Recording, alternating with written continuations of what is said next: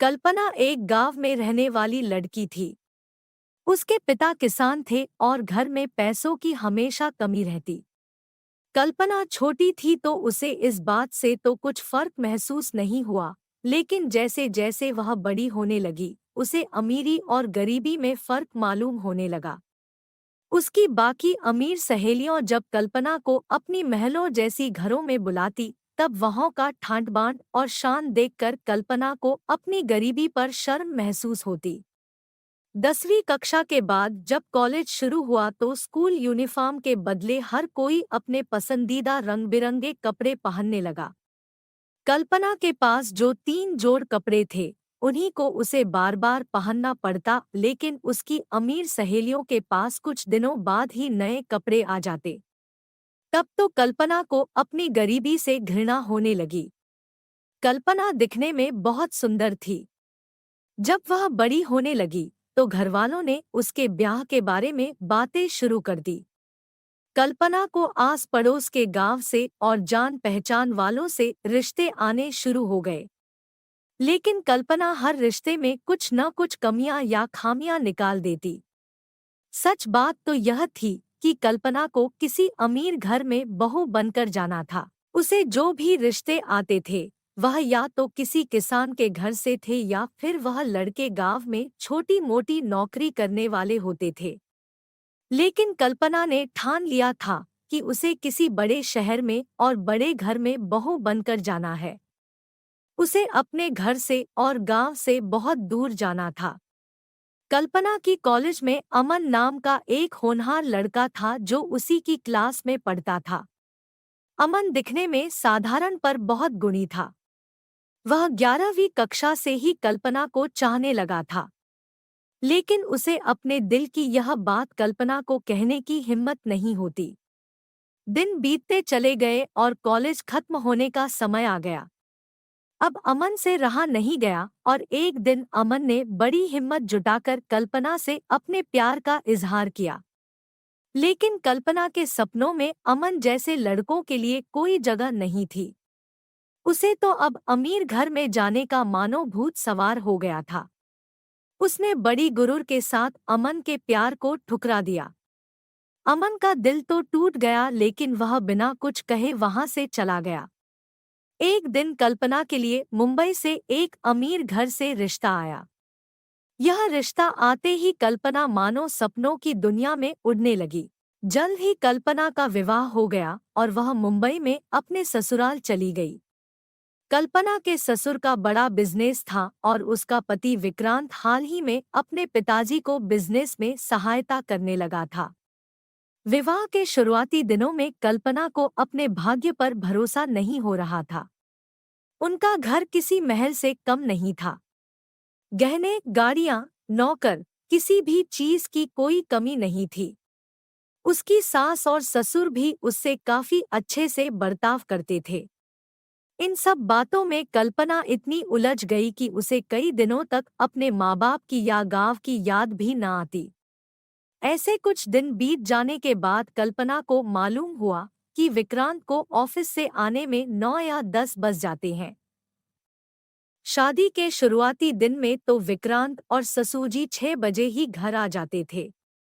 अब ससुरजी तो जल्द ही आते हैं, लेकिन विक्रांत को देरी क्यों? कल्पना ने यह बात अपने ससुर से कही। वह बोलने लगे कि विक्रांत ने अभी अभी बिजनेस ज्वाइन किया है और मैं अब ज्यादा से ज्यादा जिम्मेदारियां उसे सौंपने लगा हूं। अब बिजनेस समझने में कुछ समय तो लगेगा। कल्पना निश्चिंत हो गई। लेकिन कुछ दिनों बाद कल्पना को महसूस होने लगा कि इतना बड़ा बिजनेस होने के बावजूद विक्रांत के कोई दोस्त नहीं है। वह कभी किसी पार्टी या फंक्शन में नहीं जाता था। जब कल्पना साथ कहीं जाने की बात करती तो विक्रांत कुछ न कुछ बहाने बनाकर बात को टाल देता। वास्तविकता यह थी कि विक्रांत को पैसा कमाने के अलावा किसी भी चीज में कोई दिलचस्पी नहीं थी। वह हमेशा पैसों की बातें करता और ज्यादा पैसे कमाने के लिए दिन रात मेहनत करता। इसी वजह से बचपन या कॉलेज के उसके दोस्त भी उससे दूर हो चुके थे। उसके पिताजी के इतने अच्छे बिजनेस के बावजूद वह कुछ न कुछ तरकीब निकालकर अधिक से अधिक पैसा कैसे आएगा इसी सोच में डूबा रहता। उसके जीवन में आनंद, शांति, प्यार, रोमांस इनमें से कोई भी चीज नहीं रही थी। उसके पिताजी के जान पहचान में सभी को विक्रांत का स्वभाव मालूम हो चुका था। इसलिए कोई भी अपनी बेटी को विक्रांत से विवाह कराने के लिए उत्सुक नहीं था। यही वजह थी कि विक्रांत के घरवालों को मुंबई से दूर किसी गांव से विक्रांत के लिए कल्पना जैसी लड़की को ढूंढना पड़ा। अब धीरे धीरे कल्पना को सब बातें मालूम होने लगी और इसी तरह से उसे यह भी एहसास होने लगा कि विक्रांत को उसमें कोई दिलचस्पी नहीं है। कल्पना हर तरह से कोशिश करती कि विक्रांत उसके खूबसूरती की तारीफ करे, उससे प्यार भरी दो बातें करे, लेकिन विक्रांत मानो अपनी ही धुन में रहता। जैसे जैसे दिन बीतते गए, कल्पना को अपने जीवन में खालीपन महसूस होने लगा। इसी बीच गांव से खबर आई कि कल्पना के पिताजी की तबीयत खराब हो रही थी। नजदीकी शहर के बड़े डॉक्टरों ने कैंसर डायग्नोज किया था। खबर सुनते ही कल्पना और विक्रांत कल्पना के गांव आए। कल्पना मां के गले पड़ रोने लगी। पिताजी बिस्तर पर थे। विक्रांत ने उनसे बात की, लेकिन कल्पना को विक्रांत की बातों में कोई हमदर्दी नहीं लगी, मानो जैसे फॉर्मेलिटी कर रहा हो। 2 दिन बीत जाने पर विक्रांत ने कहा कि उसे अब जाना होगा। ऑफिस में कई सारे काम पड़े हैं। कल्पना वहीं रहना चाहती थी, तो उसे साथ चलने की जिद ना करते हुए विक्रांत अकेले मुंबई चला गया। उस दिन शाम को कल्पना के घर अमन आया। जैसे ही दोनों ने एक दूसरे को देखा, दोनों को कुछ सेकंड बात ही नहीं सूझी। फिर संभलते हुए अमन ने ही पूछा, कैसी हो कल्पना? इस पर कल्पना ने जवाब दिया, मैं ठीक हूँ। तुम कैसे हो? अमन ने मुस्कुराते हुए कहा, मैं भी ठीक हूँ। फिर उसने कल्पना के माँ की तरफ मुड़ते हुए कहा, मौसी, गराज का कुछ सामान लाना था, तो मैं 2 दिन के लिए शहर चला गया था। आप सभी दवाइयाँ तो ठीक से दे रही हैं ना? कल्पना की माँ ने हामी भरी। फिर अमन कल्पना की पिताजी की तरफ गया और उनके बिस्तर के पास बैठकर उनसे बातें करने लगा। बीच बीच में दोनों हंस उठते। कुछ देर बाद वह चला गया। कल्पना अचरज में पड़ गई। उसने अपनी माँ से पूछा कि अमन को पिताजी की बीमारी के बारे में कैसे पता? तो माँ बोली, अरे बेटा, अमन अक्सर यहाँ आया करता है, हमारा हालचाल पूछा करता है।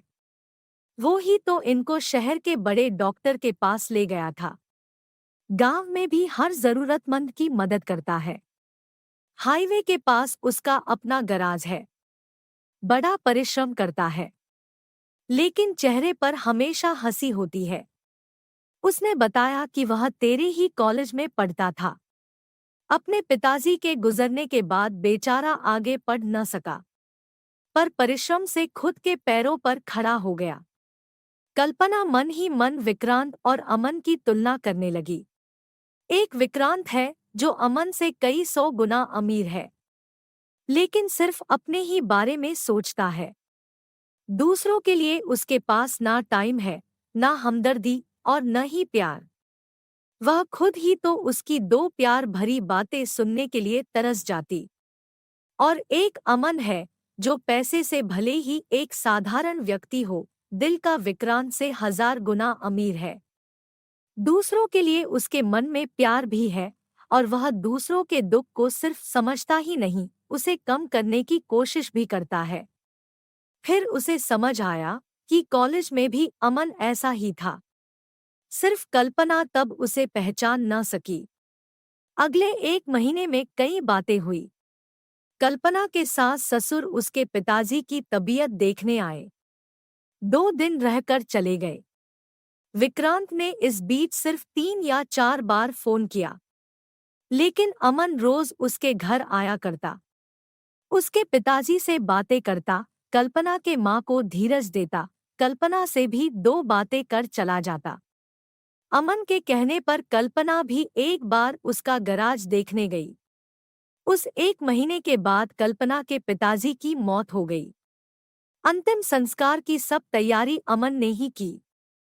विक्रांत और कल्पना के सास ससुर भी आए।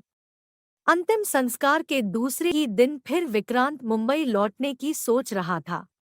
इस बार तो कल्पना भड़क गई। विक्रांत पर गुस्सा हो गई। फिर विक्रांत ने भी कहा कि उसे इन सभी बातों के लिए टाइम नहीं है। और गुस्से में उसने यह भी कहा कि अपने माँ बाप के जिद की वजह से ही उसने कल्पना से शादी की थी। यह बात सुनकर कल्पना सहम गई। विक्रांत मुंबई लौट गया। उसकी माँ बाप ने कल्पना से बात करने की कोशिश की, लेकिन जो कुछ हुआ उसके बाद कल्पना को लगा कि गलती तो उनकी भी थी। विक्रांत के बारे में हर बात उससे छुपाई गई थी। उसने अपने सास-ससुर से कहा कि वह कुछ और दिन वहीं रहना चाहती है। वह भी उसके आगे कुछ बोल न पाए और 2 दिन बाद वह भी लौट गए।